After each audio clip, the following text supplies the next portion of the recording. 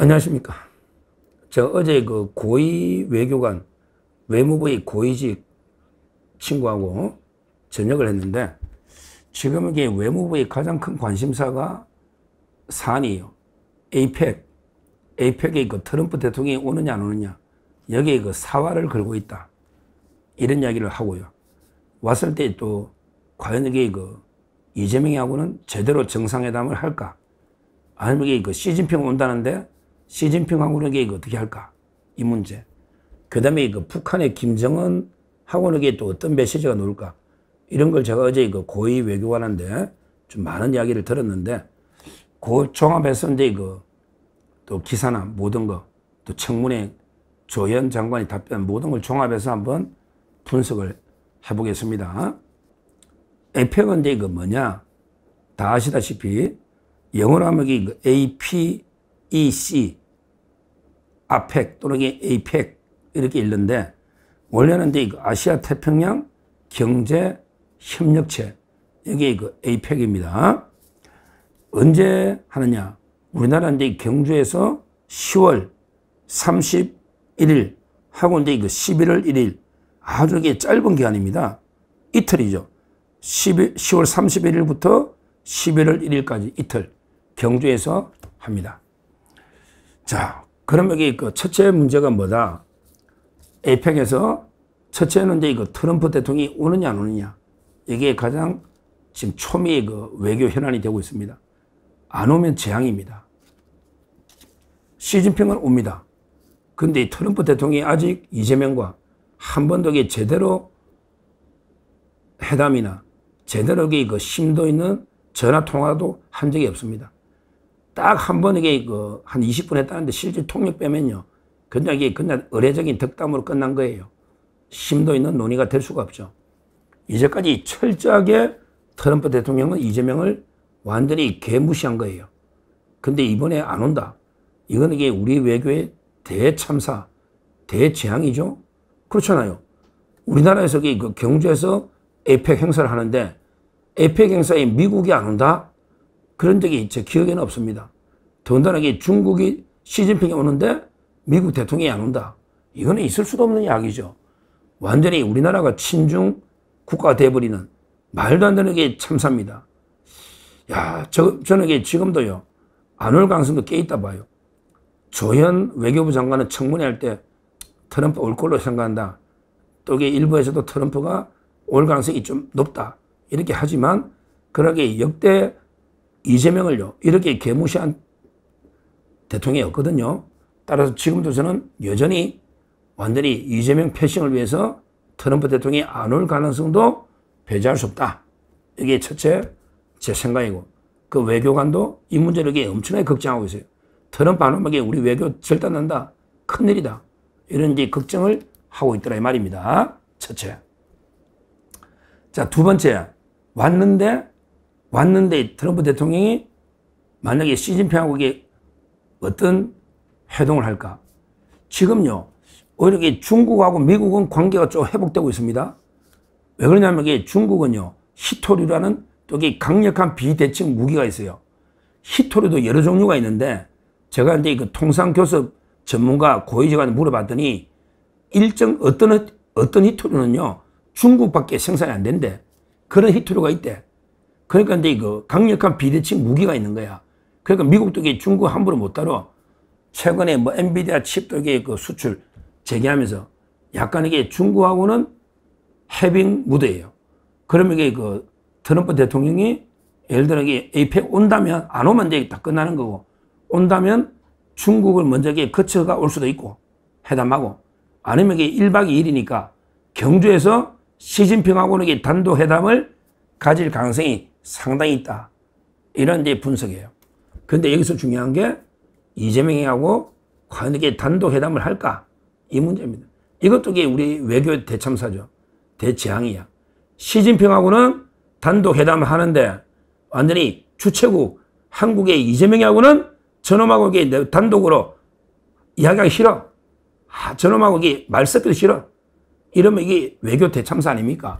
주최국인데 정상회담도 양자 정상회담 못하고 가고, 근데 트럼프가 시진핑하고 이렇게 하고, 이러면 이게 무슨 개망신입니까? 국제사회에. 그럴 가능성이 농후하다는 거예요. 이재명이 패싱 당하고 시진핑하고는 게 있고 회담할 오면 안 올 가능성도 많고 이럴 가능성이 농후하다. 이게 어제 제가 들은 두 번째 외교부의 걱정거리입니다. 외교부가 지금 힘들거든요. 공무원들에게 죽을 맛이래.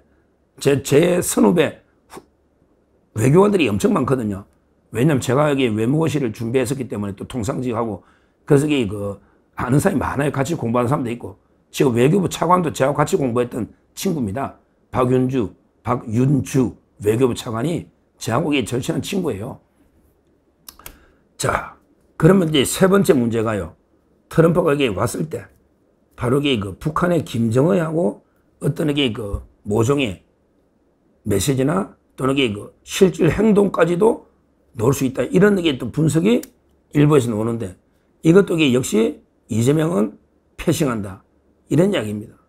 무슨 말이냐면 트럼프는요. 지금 제일 필요한 게 노벨상이에요. 트럼프는 노벨 평화상이 필요해. 노벨 평화상을 주려면 북한이 김정은의 도움이 필요하죠. 김정은이가 조금 트럼프하고 딜이 좀 되면 그러면 노벨상을 공동 아니더라도 트럼프가 받을 수가 있거든요. 북핵 문제. 조금만 진전돼도. 그러니까 옛날에도 판문점에서 트럼프가 김정은이 만났잖아. 그때 문재인은 오지 마라 하는데 굳이 꾸역꾸역 따라와가지고 완전히 뭡니까? 꼬다는 보리자루처럼 문재인이 따라왔잖아. 이번에도 저는 그럴 가능성이 그때보다 많지는 않아요. 왜냐하면 북한의 김정은이가 답답한 게 없어. 우리 김정은이는 큰 소리 치고 왜? 지금 러시아에 파병을 하고 있거든요. 러시아에 북한군을 파병하잖아. 그러니까 이제 김정은이가 서두를 이유는 없어. 오히려 느긋해. 근데 트럼프 대통령은 노벨상이 필요하거든. 그러면 한번 김정은이하고 한번 또 판문점 한번 해볼까? 쇼 한번 해볼까? 이럴 수도 있거든요. 거기에서도 이재명이는 왕따다. 트럼프 입장에서 저놈 끼면 될 것도 안 돼. 저 북한이 800만 불 주가지고 저놈이 끼면 될 것도 안 돼. 철저하게 패싱을 당하고 김정은하고 트럼프가 딱 해동이나 뭔가 획기적인 메시지가 나오면요. 이것도 우리나라로서는 대외교 참사다. 그러니까 지금 외교부 공무원이 막 자나깨나게 좌불안석이야. 외교부 또는 통상 이쪽이 요즘 진짜 잠 안 오죠. 미국하고 지금 외교나 통상이 완전히 발등에 불이잖아. 근데 제가 어제 만난 고위직, 외교부 차관 아닙니다. 또 혹시 박윤주 친구라고 오해하시면 차관 다른 고위직이에요. 이야기는 큰 걱정이 세 가지가 있다더라. 세 가지. 뭐냐면 트럼프가 안 오면 절대 아니다. 큰일 난다. 트럼프 안 오면 우리나라 외교 그럼 언제 어떡할 거냐고 이재명. 트럼프 오느냐 안 오느냐. 안 올까 싶어 걱정. 두 번째 걱정. 왔는데 시진핑하고 막 단독 회담하고 이재명하고 패싱해버리는. 그럴 수도 있잖아요. 1박 2일이니까 이재명하고는 그냥 의례적으로 인사하겠지 악수하고. 근데 진지한 양자회담 이런 게 없이 그냥 시진핑하고 만약에 회담이 있었고 이재명이 패싱 당하면 이거 큰일이다. 완전히 우리 외교관들만 다 죽겠다. 이게 이재명이 문책하면. 이런 게 두 번째 걱정. 세 번째, 트럼프가 왔을 때 과연 이게 북한하고 어떤 접촉이나 과연 이게 어떤 게 나올까? 이때도 이재명이가 패싱 당하면 큰일이잖아. 자기들에게 좌파 정권으로 지금 김정은이 완전히 비위 맞추려고 다 하잖아. 대북 확성기도 그 다음에 국정원에서 계속하던 게 대북 방송도 몇 년 만에 50년 만에 중단한 게 아니야. 이거 6.25 때부터 하던 거예요. 6.25 때 미국이 하다가 73년 동안 우리나라 국정원이 가져온 거예요. 그러니까 우리나라에서는 50년 만에 중단이지만 그러게 6.25 때부터 하던 방송을 이재명이 5년짜리 정권이 중단해버렸잖아. 그러니까 온갖 김정은이 비위 맞추려고 온갖 다 했는데 김정은이가 이재명이 패싱해버리고 트럼프하고 또 빅딜한다. 이러면 이것도 개망신이잖아요. 개망신이잖아요. 옛날에 문재인 때처럼. 그러니까 자나깨나 잠이 안 오는데 지금 며칠 안 남았거든. 왜냐하면 참석하려면 정상들이요. 오려면 다 한두 달 전에 결정 나야 되잖아. 실제 며칠 전에 올 수는 없잖아요. 경호 문제나 의전이나 모든 게. 아직도 트럼프 대통령은 확답도 안 주고 이재명 정권은 완전히 개무시하니까 지금 밑에 실무자들만 출근하는 거예요. 출근한다. 이거는 제가 어제 직접 취재한 외교관들의 마음, 그러니까 한번 참고하시고요. 하여튼 이재명의 가장 큰 리스크는 국내 문제도 있죠. 물론 내우, 외한, 내우도 있죠. 자기 사법 리스크, 방탄부터 온갖 내우도 있는데 더 큰 거는 외환, 내우, 외환. 바로 이재명 때려잡을 1순위는 트럼프 대통령이거든요. 여기서 이재명 제대로 길다리가 때려잡으면요. 이재명 정권은 휘청휘청 바로 무너질 수가 있는 이런 상황이기 때문에 우리가 앞으로 이제 APEC 10월 말입니다. 많이 남은 게 아니에요. 보통에 한번 관심을 가지고 과연 이게 어떤 정상이 오느냐, 이게 어떤 메시지가 오느냐 한번 관심 있게 지켜보시면 되겠습니다. 감사합니다.